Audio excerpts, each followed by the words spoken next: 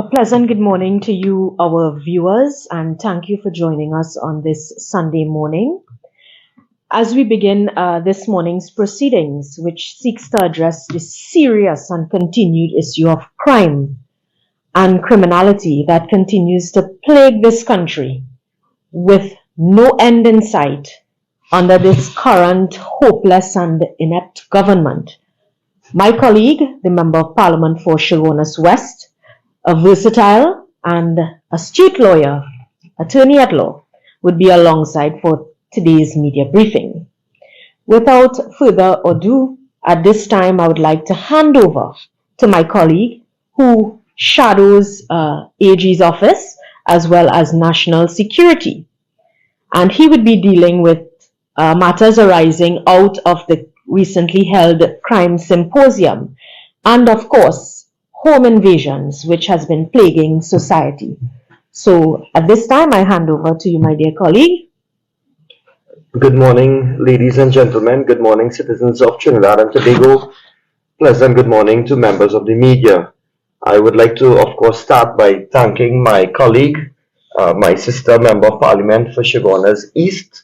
We have been experiencing some serious crime challenges in central Trinidad. And at this point in time, I know that Ms. Mohit has been engaged in her own community, like myself and other members of Parliament, in trying to get the community on board and in a cohesive unit, because the government is failing to do its own job. We now have to get members of the community into a cohesive unit to combat the criminal elements. And that is something that I will speak about a little bit more.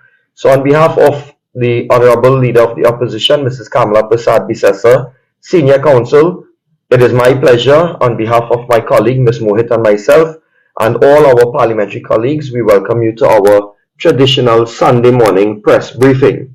This morning, our intention is to deal with crime, the crime crisis that is plaguing Trinidad and Tobago, which the government has no control over. And I start with the issue, and I want to make this bold statement that government's incompetence is a public health emergency. Ladies and gentlemen, you will recall in recent press conferences, I had cause to caution that Trinidad and Tobago was dying a slow and painful death owing to the dysfunctional and maleficent government. When the government and its agents started to say that an evil was spreading across our land, I pointed out that the real evil was the incompetence of the Rowley-led government. Today, I declare the government's incompetence as a public health emergency. It is the job of the opposition, as the government in waiting, to keep this Rowley-led government on its toes, pointing out its shortcomings, representing the people of the nation in government matters. By now, we can all see what the government is doing. We can see the absurdity, the futility of its efforts, and we can even see the futility of our own efforts in pointing out the obvious. So let me point out what is not obvious. Let us change our angle of observation. You see, this PNM government is a many-tentacled hydra. Its heads are everywhere, even as it works through official channels to ostensibly achieve the goals of stability and peace. Its operatives on talk radio, social media, and presumably those who we do not know, work to achieve the opposite, that is chaos, crime, and anger. So the government appears to be applying pressure to both ends of the problem to achieve nothing, or so it seems. What is achieved by a nation in terror? A collapsed economy, a society in chaos? The answer is simple, ladies and gentlemen. Terror, fear, and chaos. We assume these things are the result of failure. They are, in fact, the desired results of PNM action. Its aim is to keep the population in terror, off balance, and desperate, while their friends and financiers loot the treasury. This is the most logical explanation of what is happening now when we consider the history of the government's treatment of the procurement legislation and its failure to date to fully operationalize same. You see, ladies and gentlemen, the crime, economic hardship, and social chaos in our society are not bugs in the government's program. They are features. It is the PNM style of governance. So I move quickly to the procurement legislation. The government statements at its recently convened Regional Crime Symposium came across exactly for what it was, a shallow howl. It therefore rushed hurriedly to announce that the Procurement Act 2015 would be fully proclaimed with effect from the 26th of April 2023. Ladies and gentlemen, this is nothing short of a con job by none other than the Prime Minister, Dr. Keith Rowley, and his failed Attorney General, Reginald Amo. You will recall that the PNM government introduced a damaging suite of amendments which watered down the original Procurement Act, taking out critical areas and services out of the remit of the legislation. There was a removal of the procurement of legal, debt financing, accounting, auditing, and medical services. After watering down the legislation, it delayed in enacting same. Let me be clear, the PNM has not proclaimed the procurement legislation as it was drafted. What they have proclaimed is a PNM's Friends, Family, and Financiers Procurement Act. Now, with the big announcement of proclamation, there is a delay in the appointment of either a new regulator or the reappointment of the former regulator. This position has been vacant since the beginning of the year. The government knew this. So the question we are faced with today is, are we moving forward or backward under the government? One key stakeholder has referred to the non-operationalization of the Procurement Act as nothing short of a travesty. Ladies and gentlemen, let that sink in.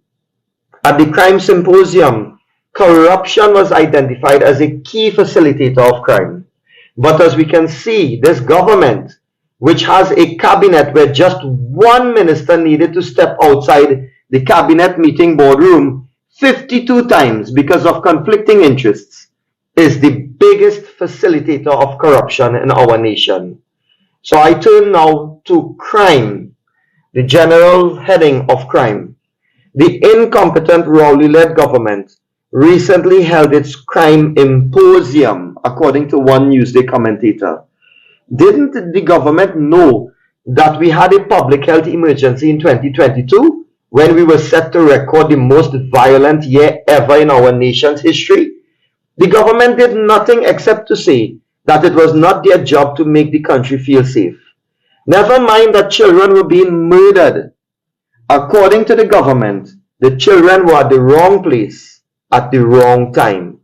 Social media, according to the government, was at fault for highlighting school children ducking for cover under their desks from bullets whilst gunshots were going off like it was the wild, wild west.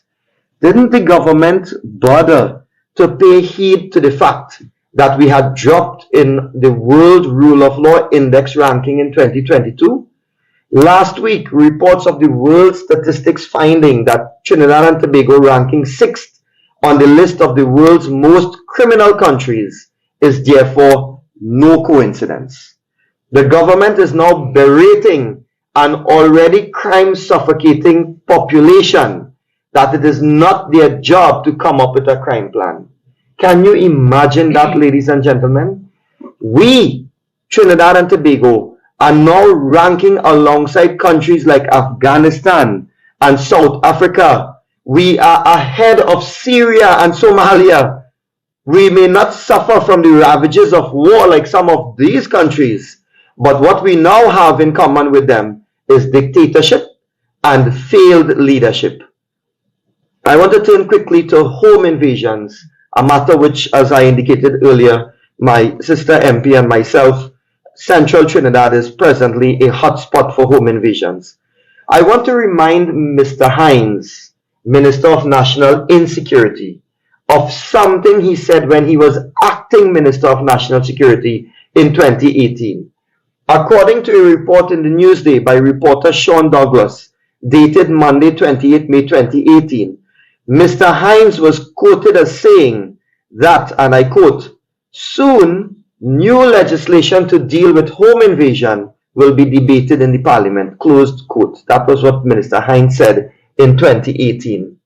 That was in response to an alarming rise in home invasion which had begun under this PNM government.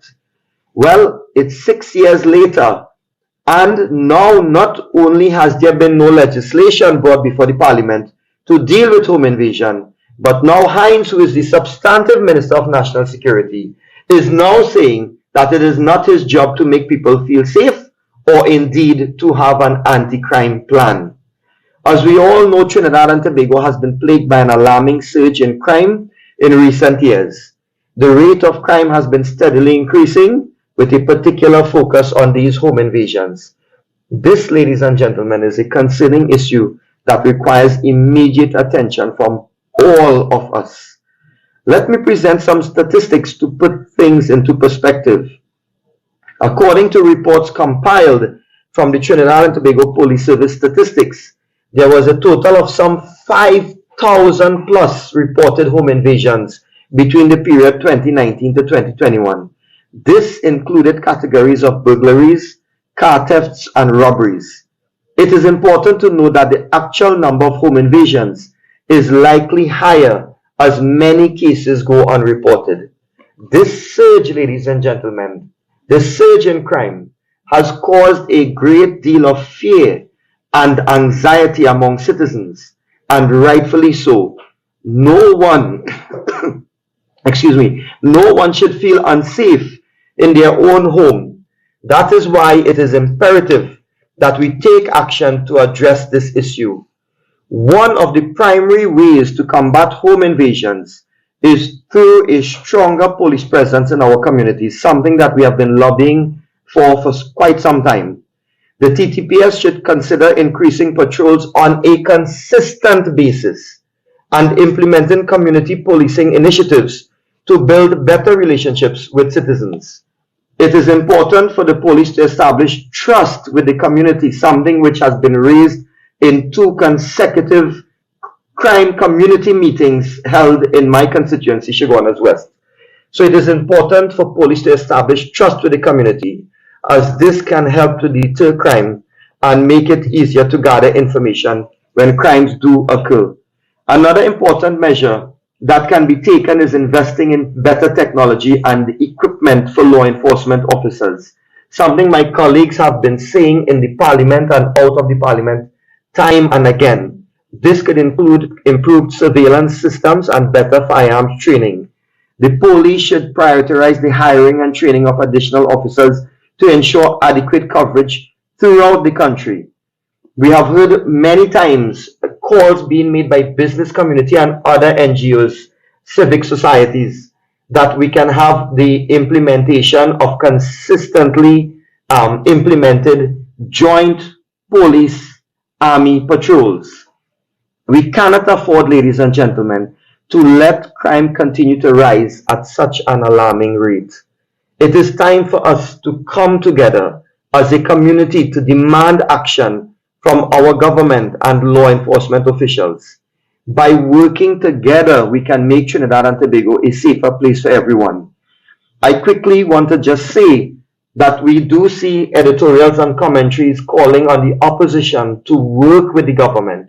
We have always been, and I have been at pains to point out in a recent press conference, the times and the efforts undertaken by none other than the political leader, Mrs. Kamala Persad-Bissessar, to engage the government in a joint manner to come up with strategies. This government is not interested in working with the opposition. I dare say it is not interested in working with any civil group, any civil society group, any NGOs. They are on their own frolic. In Trinidad and Tobago, business owners have also been victims of extortion and other forms of attacks in recent years. The situation has become so concerning that the Trinidad and Tobago Chamber of Industry and Commerce has called on the government to take immediate action to address the issue. The attacks on business owners in Trinidad and Tobago have been carried out by criminal gangs who often target small businesses such as shops, restaurants, and bars. These gangs may demand protection money or threaten to harm the business owners and their families if their demands are not met. The impact of these attacks on business owners in Trinidad and Tobago has been significant. Many businesses have had to close down due to the extortion demands, leading to the job losses and a negative impact on the local economy. Ladies and gentlemen, the fear of violence has also caused many business owners to live in constant fear, making it difficult for them to carry out their daily activities.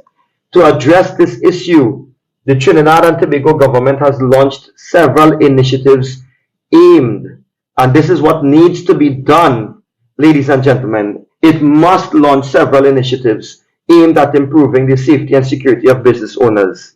And as I said, increased police patrols, establishment of hotline, a working hotline for reporting extortion and other crimes, and the implementation of more stringent penalties for those found guilty of these crimes.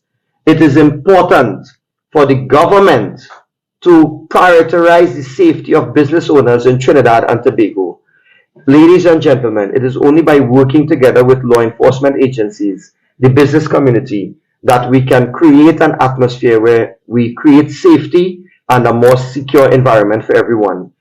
The Honorable Leader of the Opposition and my colleagues on the opposition, we have also gone in the direction of venturing some legal solutions. Creating the new criminal offense of home invasion is something that the Honorable Political Leader, Mrs. Kamala Prasad Bisesa, has spoken to. You see, crimes of theft, or what we call larceny, and crimes surrounding robberies and breaking and entering are currently prosecuted under various provisions, given the nature of the offense. But the violation of threatening or harming people in their own homes is not specifically taken into account.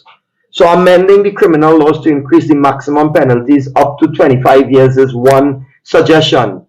Furthermore, circumstances surrounding home invasions would be clearly categorized under law as aggravating factors which judges and magistrates would have to consider when handing down sentences. The reason, ladies and gentlemen, behind this is that home invasion will be considered a much more serious offense than larceny and breaking and entering, because the criminals are now not only motivated by robbery, but by threatening their vulnerable victims. And this is the policy reasoning behind this movement, which our political leader has spoken to, Mrs. Kamala Prasad Bisesa. So this is some of the legal solutions that we are looking at. One must recall that what is being put forward is meant to initiate a transference of the fear, that FEAR, that fear that is being put on law-abiding citizens, that we are all laboring under. That fear must now be transferred onto the criminal elements. So this is aimed at doing just that. In quick conclusion, ladies and gentlemen, under this government, and I was speaking to a renowned economist in Trinidad and Tobago and in the region, and I will paraphrase what he told me this morning, that under this government, people see no growth. Yet, the government wants you to say the economy is booming. There is a sharp decline in the labor force participation rate, yet the government wants you to believe that the unemployment rate is falling. If you experience home invasions, the government wants you to believe that it is a one-off situation.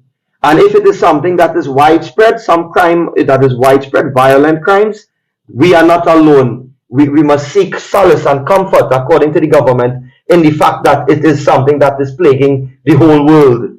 The government they are indulging in a sophisticated kind of stupidity mastered only by them. If you ask for firearms to give you a chance to defend yourself and your family when bandits come into your home, and the government will double down on you that you are wrong to ask for a weapon. You don't know anything about wielding weapons. When the social media like DJ Sheriff and other reports talk about number of murders being 614 at the end of December in 2022, the government doubles down saying, no, it is not 614 or 622. It is in fact 607. This is the kind of nonsense that passes as governance under the Dr. Keith Rowley-led regime. So, ladies and gentlemen, I will, of course, say more as we get more into our press conference this morning, but I leave you with these thoughts because I know my colleague would want to hone in on crime, specifically in areas as it relates to women and children and other related matters. So thank you very much, and I hand over to Ms. Vandana Mohit, MP for Chaguanas East. Thank you very much, colleague. And there you would have heard it, ladies and gentlemen, our dear viewers, from my colleague, how crime is directly impacting society. And as I begin this morning, I want to begin with a question that is really on the minds of citizens, and that has been on the minds of citizens over the last few months. And that question is, what is the purpose of the government from a security perspective? And we would all argue that the purpose of the government is to maintain law and order. But can we as citizens really argue that this is being accomplished by this government? Of course, the answer is no. We would like to believe that the purpose of this government from a security perspective is to provide security. Again, can we as citizens argue that this is being accomplished by this government? Again, the answer is no. We can also argue that the purpose of the government from a security perspective is to provide domestic tranquility. And if we are to argue again whether this is accomplished by the government, of course, the answer is no. Ladies and gentlemen, these are the fundamentals by which governments are elected. And we would argue, or we may find this the very truth, that this is a fundamental by which this very PNM government offered, and of course hoodwinked the population into electing them into office since 2015. However, viewers, I don't believe in looking into a rearview mirror. But history cannot be changed, and let us remind the population at large of the words of the then opposition leader, Dr. Keith Rowley. And you may find us saying this again and again, but we have to remind the population. And I quote, "If the government can't deal with it, which is crime, then the government itself is a part of the problem." Dear viewers, 7 years later, the problem is as bad, if not worse. And if Dr. Rowley established a standard back then, we ask, as a Prime Minister, is he now willing to accept his own pronouncements? And I am not just speaking, I'm referring to a Guardian article dated 2012. And ladies and gentlemen, we would all agree that clearly he was simply engaging in political rhetoric for election purposes. But for today's purposes, I want to focus on women and children who are routinely subjected to heinous crimes by heartless criminals and persons who display absolute disdain towards the innocent in this society. And these dastardly actions are propagated by a regime who cannot or who are unable to decisively address the scourge of crime and criminality. And one can wonder at times whether the government's inefficiencies or ineffectiveness are influenced by accident or design. Because viewers, relative to criminal offenses, a snapshot of women who were subjected to criminality at the hands of those hell-bent on mayhem and destruction of their quest for criminal benefits are presented for the period of 2015 to 2020. And I want to share with you some TTPS figures. And listen carefully as it relates to women. A total of 17,688 women have fallen victims of criminal offenses from 2015 to 2020. And listen carefully, a total of 294 fell victims of murder. A total of 505 were victims of shootings and woundings. A total of 4,281 were victims of sexual offenses. A total of 363 were victims of kidnapping. A total of 6,217 were victims of robbery. And a total of 6,028 victims of domestic violence. And I want to disaggregate, because when we speak women and children from the opposition, they think we are joking and they do not take our women and children seriously. This is why we are bringing figures to you today, our audience. I want to disaggregate the murder figures as it pertains to women of this country who met their untimely demise at the hands of brutal and barbaric individuals. And I want to touch on 2017 to 2022. And for the period 2017 to 2022, the number of women who were murdered are as follows.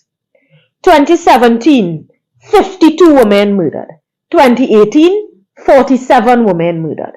2019, 64 women murdered.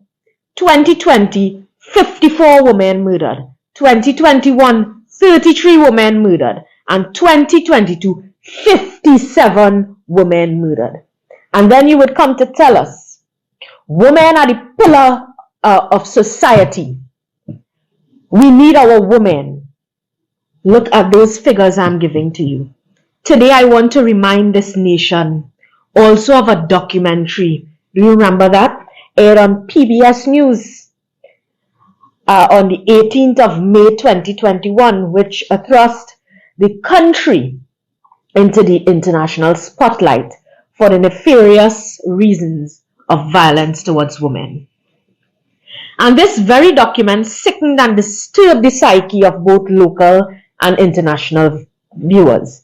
Yet in 2023, despite assurances and legislative debate arising from public pressure, persons cannot get their permit. And when I speak public pressure, you all remember when they laughed at us for candlelight vigils, when our women took the streets of various villages in this country. They were faced with public pressure. Then they came with the pepper spray legislation after we also pressured them. And today, persons cannot get their permits. The pepper spray legislation, which is a subset of the Firearms Act, remains unattended to date. And just this week, the opposition leader, the Honorable Kamala Persad-Visessa, once again inquired about its status. And we will continue to inquire on its status. But friends, viewers, the government remains steadfastly silent. And I'm asking, will we have to wait for another Andrea Barrett or another Ashanti Riley before it comes to the fore once again? Is this a manifestation of a government serious about addressing the crime situation of this country? But remember, we have to always remember, we have a sleeping Minister of National Security who must at some point be vigorously awakened from his deep slumber. Because friends, viewers, the plight of women is quite conspicuous. It's quite noticeable to the population of Trinidad and Tobago at large. However, there is another demographic that are severely affected by this runaway crime situation, and that is the grouping of our youth, which in recent years a vast number of same have succumbed to various untimely deaths. And I want us to remember, just imagine one such youth in his desire to obtain Wi-Fi coverage during a TNTech blackout in order to complete an assignment was shot in the Tunapuna area. This is the stark reality of how crime has entered and disrupted the simplest of tasks. Whilst all of this is around us in the society, those in charge, namely the PNM government, continues to ignore the ill effects of crime and criminality in the nation. And ladies and gentlemen, I want to remind you, a situation which touched every citizen in this country, a situation which took place in my very own constituency of Shogunas East in and around October 2022, where a young 9-year-old, and I hope you remember the name Jamal Modest, lovingly known as MJ, was callously killed at the African Recreational Ground Enterprise whilst playing. Tell me what a young child could do to anybody. And just imagine, a playground in this country has now become a death field under this government. His death is not the only instance of children losing their lives at recreational facilities. I'm sure you all would remember the Monrepo basketball court. And I want to deal with something as simple as a newspaper headline in today's newspaper, Sunday Guardian, Sunday, April 23rd, 2023. Laperta cries out, youth jobless, forced into life of crime, plead for help to find work. So the youth are crying out. We are speaking here of youth falling to crime. What is happening to our children in various communities in this country? What is the government doing to attend to our youth, to attend to our jobless young people who are being forced into a life of crime and pleading to you, the government, to help them to find work? Today's newspaper, what are you doing? And that is our biggest question. And I think that is the biggest question on the minds or coming from the voices of our young people in this country, awaiting to be answered. Ladies and gentlemen, whilst all of this death, destruction, and total dismay pervades the country, the PNM government, this government, continues to hold a symposium at, of course, an exorbitant cost to taxpayers.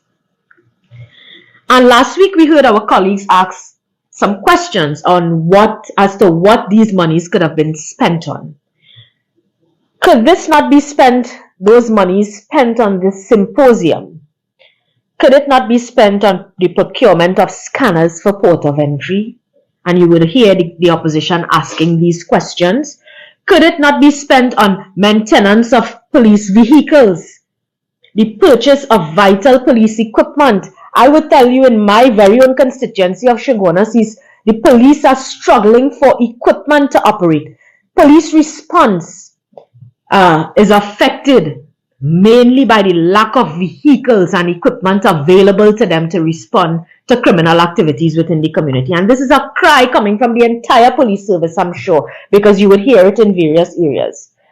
Could it not be spent on better and modern equipment for the forensics labs, or maybe on repairs and installation of CCTV cameras at strategic points, for example, as we have been crying out for particular dumping grounds where you have a lot of dumping of dead bodies in this country and where we lack CCTV cameras in those particular areas.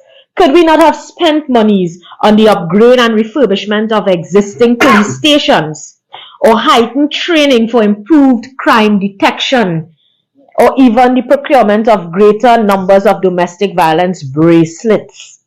250, I believe, was the last number given to us. Could it not be spent on the improvement of detention centers, or even the establishment of a police post in Shogunas, specifically Enterprise and the Price Plaza area? Enterprise to deal with the criminal aspects happening within that particular African grounds, which is the cry of the community, as well as that police mobile unit, which has been the cry of the business community within the Price Plaza area, where the police can have a faster response as it relates to the business community who are affected at this point. Ladies and gentlemen, would the above not be worthwhile of the expenditure rather than a talk shop symposium? Let us face the reality. You would have heard it from our colleagues last week. Time for talk, and we tell the government, time for talk is done.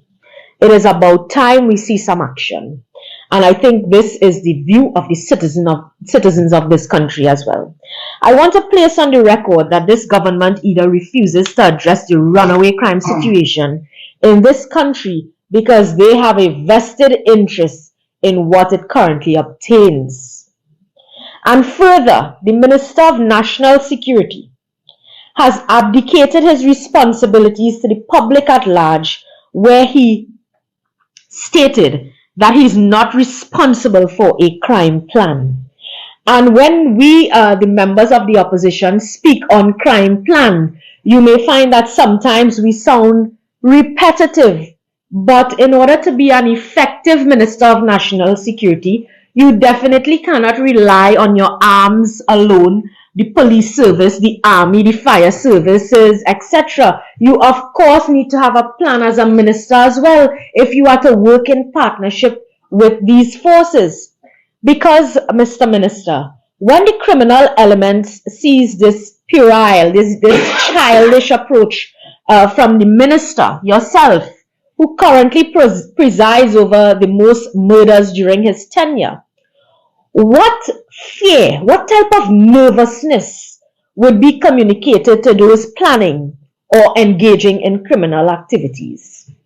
If you are telling the criminals you have no plan, what are you saying to the criminals of this country? Of course, if you have no plan, the criminals are going to feel and believe that they can go out there because they have no consequences for their actions.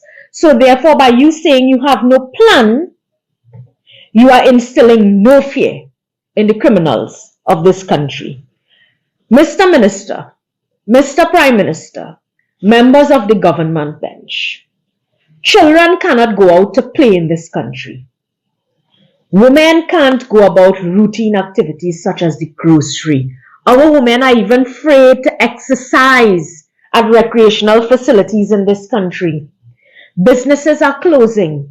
Businesses have to pay protection monies. Old people cannot go to the pharmacy. Now it's a great affair because pharmacy owners are being gunned down in this country. Basic and everyday activities have been curtailed by the population because of the current crime situation. And at this time, I want to take this opportunity to call upon the Prime Minister to let him know that the symposium has been completed. But our question to you from the opposition, what are the tangible measures to fight crime? Arising out of the symposium, what are the tangible measures specifically to deal with crime against our women and our children in this country? How many more years are we going to count statistics against our women and children in this country? We call on you to list your tangible measures, because at this time we can safely say, as my colleague said, we, the people of Trinidad and Tobago, are in a crisis as it relates to crime. So there you have heard it, dear viewers. And in closing, we have seen that the Minister of National Security is not equipped to do his job. We call on the Prime Minister to act. The citizens are crying out. They are waiting some form of measure in the fight against crime. And we know you cannot do it. Yes, of course, we are waiting the transfer of mantle of governance. But whilst you are there, we are calling upon you to act. Our citizens are crying out, and this is no joke. We are in a crisis. At this point in time, I want to thank you, our viewers, and we would now give the opportunity for any questions for both my colleague and I. We have some questions coming in, I think. First of all, MP Ramley, in your statement, you said that the government is perhaps benefiting from the high crime rate. Do you really believe that the government isn't tackling high crime because it's benefiting politically from it? Yes, you have to look at the track record of this government and question why isn't the government taking, as my colleague put it, taking those tangible steps towards fighting crime. Why is the government refusing? And they delayed, there was a huge delay in implementing procurement legislation. Why did they water down the procurement legislation when you know that this is one of the main facets of our laws that will combat corruption, something that leads directly into criminal activity?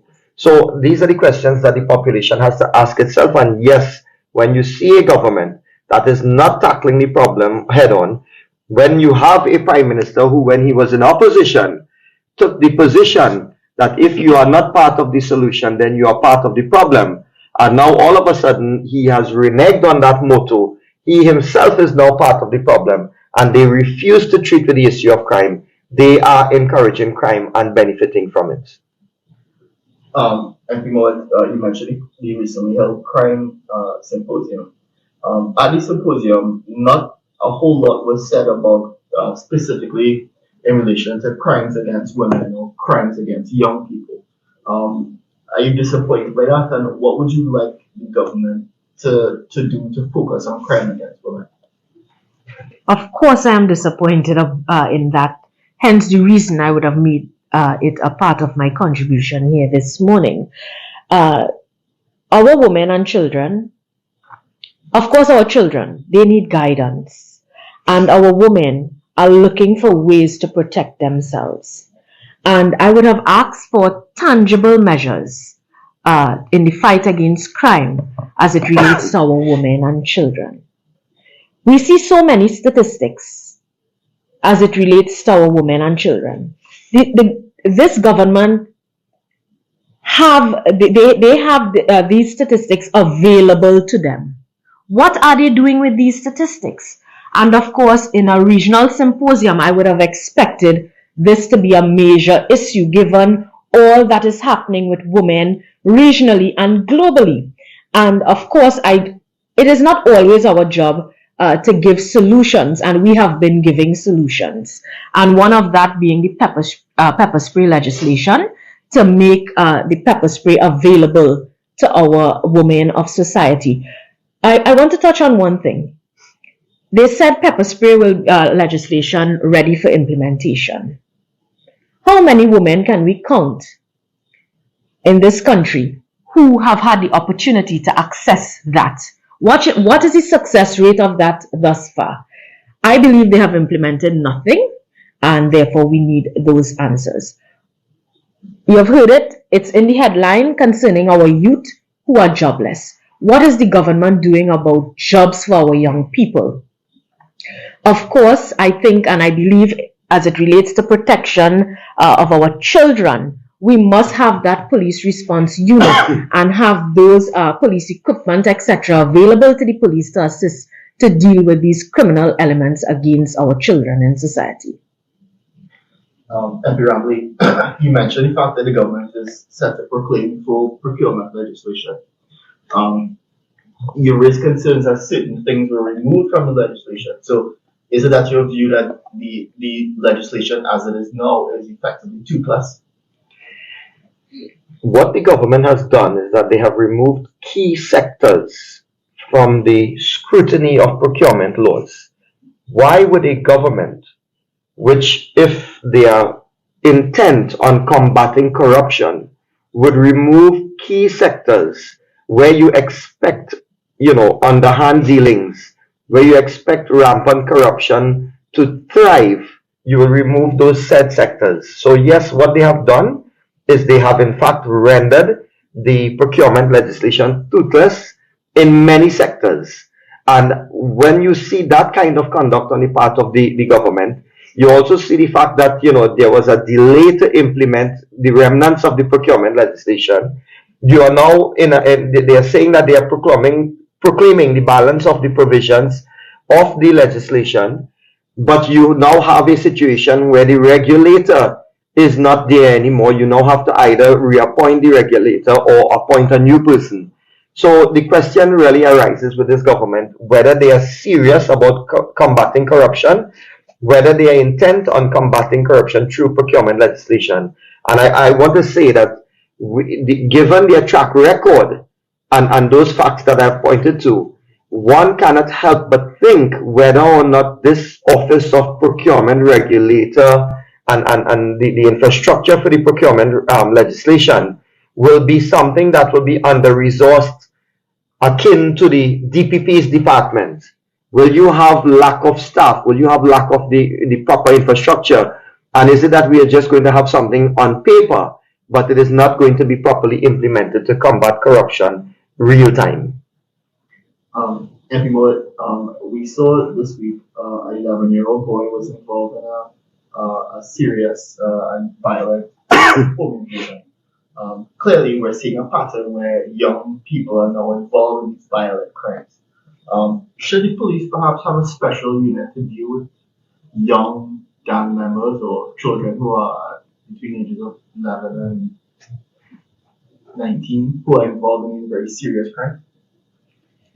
Of course, yes. But in addition to that, we have seen a total breakdown in the partnership among the agencies who are to deal with children and who are to deal with issues facing children. Yes, the police can have a unit, but based on what we are seeing reported against children, reported against young people, these young people finding a life in crime, there needs to be greater partnership with the Ministry of Social Development and Family Services, the Child Affairs Unit, the Gender Affairs Unit, as well as the police service, so that you don't have units existing everywhere, but you have that partnership where after you deal with cases, you have some kind of success rate following that. It's not just that this person is at this unit and whatever happens, there's the end of that story for our children. So we really need that partnership, and more than ever now. This question is for Ida, and we know that the Commissioner of Police, Ms. Christopher, her retirement is set to kick in soon. Do you expect her to stay on as Commissioner of Police, or perhaps will we be in search for a new Commissioner of Police now? Well, sorry. In respect of the Commissioner of Police, we must not, as a population, be left to wonder whether on the midnight stroke of the expiration of her tenure, whether she is going to continue in office or not. That is something which clearly I would expect that the National Security Apparatus, National Security Council, in conjunction with the Police Service Commission, ought to be addressing that matter already.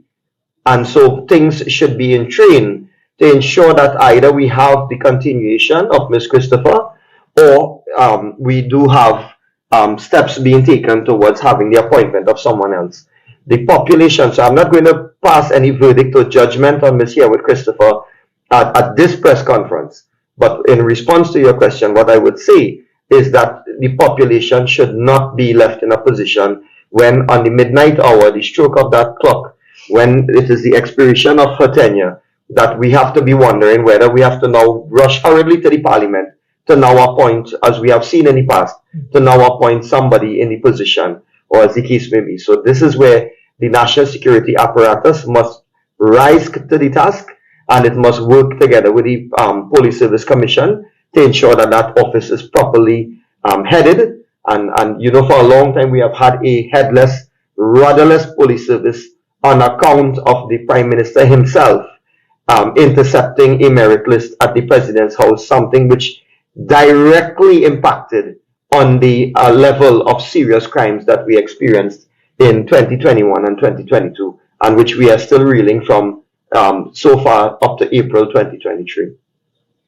One final question, and the Director of Public Prosecutions, Mr. Gaspard, appeared before a joint select committee this week. He appeared to imply very heavily that he has been under the influence by a former Attorney General. They tried to undermine his office. He didn't give specifics, but given that seriousness of that allegation, should he then come forward now and provide people with the details of what exactly he was referring to? The position of the opposition concerning the office of the DPP and the DPP himself in terms of the recent launch of attacks, or I should say renewed launch of attacks on his office. We had the Prime Minister launching an attack on the DPP. We had the Attorney General attacking the entire office of the DPP. And we had other office holders that went in line. It is as though they stood in line waiting to attack the DPP. Our position then was that the DPP ought to break his silence and that he should address these attacks against him and his office. And the reason for that is not necessarily, because we want to hear a counter to what is being said. In the interest of the population, where you have an independent office established under the Constitution, the DPP is mandated to speak out on these matters. It is not just for the office holder or what they deem to be in the interest of their office. By virtue of the independence of their office, given the constitutional sanctity of their office, it is imperative on the DPP to come out and speak in response to these allegations.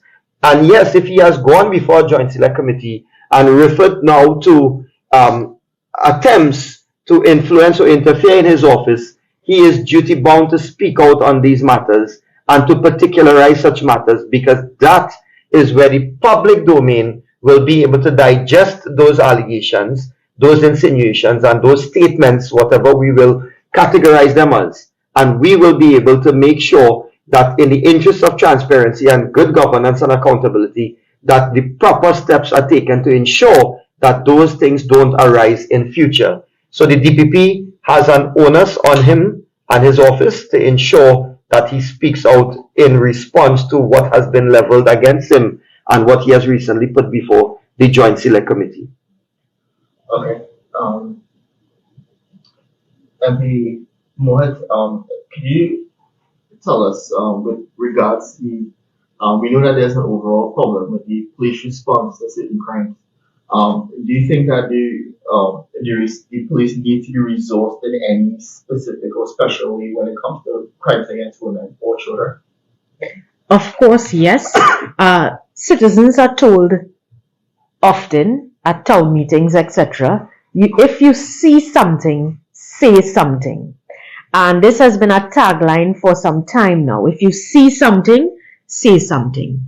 When citizens see something and they say something, the police are just strapped because they don't have equipment, they don't have vehicles to respond to the requests of citizens.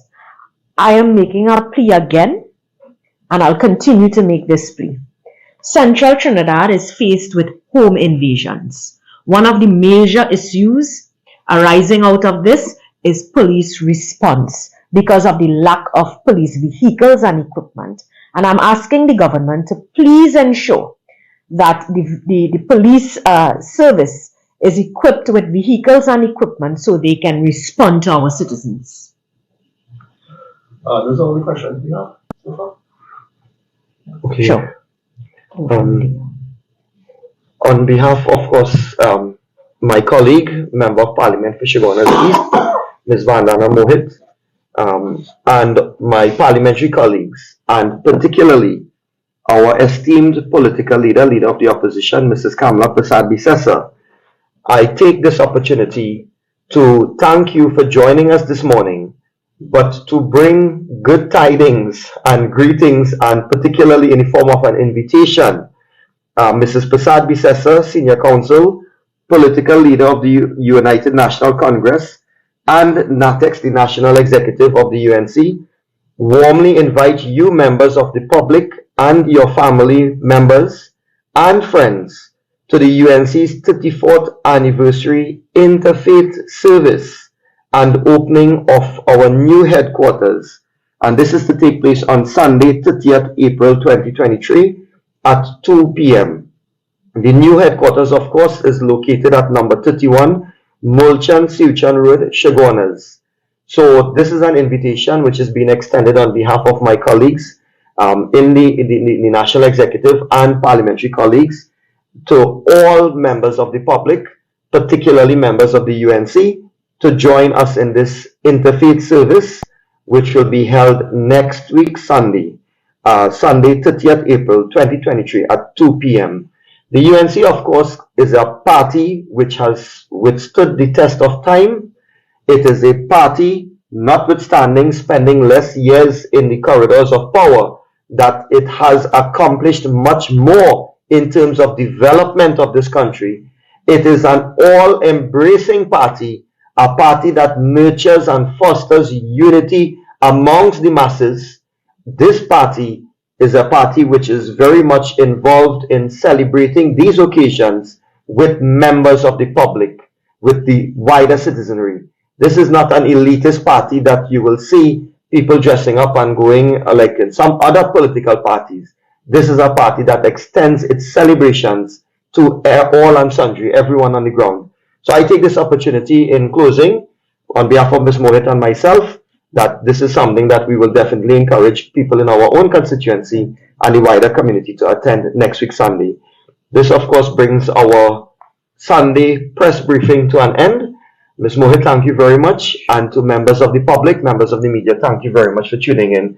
We look forward to you joining us in our midweek presser and other pressers to come. Thank you very much.